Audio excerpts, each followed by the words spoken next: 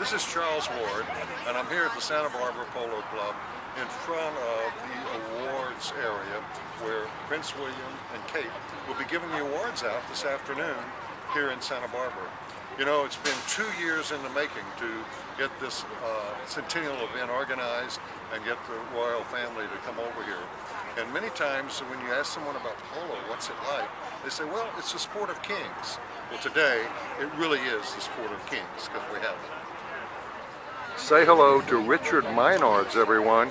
He's one of the two people who had perhaps the biggest role in bringing the royal couple here to this great event. Tell us about it, Richard. Yeah, this is the culmination of 2 years, really, of planning. I had this idea 2 years ago because Prince Harry had been playing at the Verve Clicquot tournament in New York for his charity.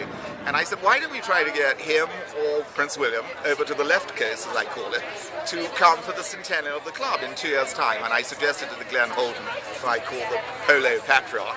And he thought it was a very good idea. So I drafted this letter for Sir Michael Peat, the Prince of Wales Secretary, and Glenn tweaked it with his own personal references. He played polo with Prince Charles, William's father, and also Prince Philip, Queen Elizabeth's husband, the grandfather. And it was sent off to Clarence House. And over the last 2 years, it's all come together. And Glenn was at Cirencester Park, which is a grand polo club just outside London, Prince Charles's home, Highgrove, met with Prince William, and Prince William said, I know what you're here about, let's hope it happens. Now, of course, when they had that conversation, what Glenn and other club members did not realize is that an engagement to Kate Middleton was just in the offing, and the wedding. But it has worked out perfectly because, of course, this is their first foreign tour together. And to have the future King and Queen of England at the Santa Barbara Polo Club during its centenary, which is the highlight, undoubtedly, of the year and any year, is just really extraordinary. And I think it's a great feather in Glenn's cap that this has come about. And also, when you think of the money being raised for the charities of both William and Harry, this is a 4-hour, 5-hour event, and it's raising about $4.5 million, which works out, you do the math, about $1 million an hour, which by any standards is quite extraordinary. I mean, eat your heart out, Brad Pitt and Angelina Jolie. I mean, this is the super couple in the supernova, and it's the Windsor money-making machine. I mean, later today, they're going to another event, a big BAFTA black tie gala down in Los Angeles, and that's going to raise about another 3 or 4 million.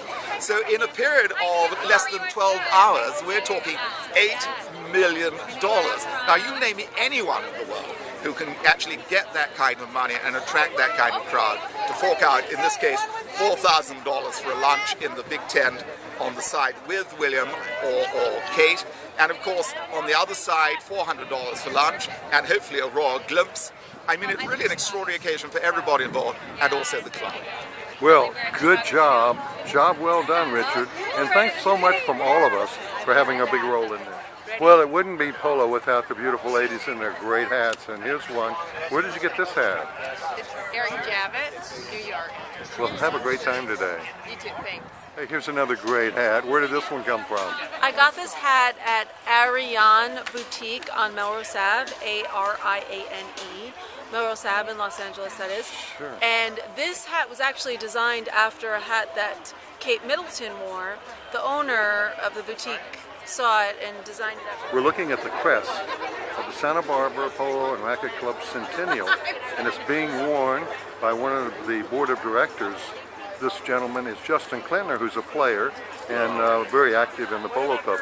Justin, tell us about the Centennial. How important is this? Centennials is incredibly important. It celebrates Santa Barbara Polo 100 years in polo, which makes it one of the oldest clubs in the country. And having the Royals here, I think, brings a lot of new faces to the club that normally wouldn't come. And we're hoping that the event is so successful that they keep coming and it promotes polo, and that we get a lot more members, and it becomes every Sunday thing for them. You know, John, look tall next to me. So call this a tribute to Ellie. See, there's even a bee in the bonnet. See the bee up there? it's perfect, and yeah, I see it. And it's perfect in the breeze, isn't it? It is, absolutely, and perfect for this great day.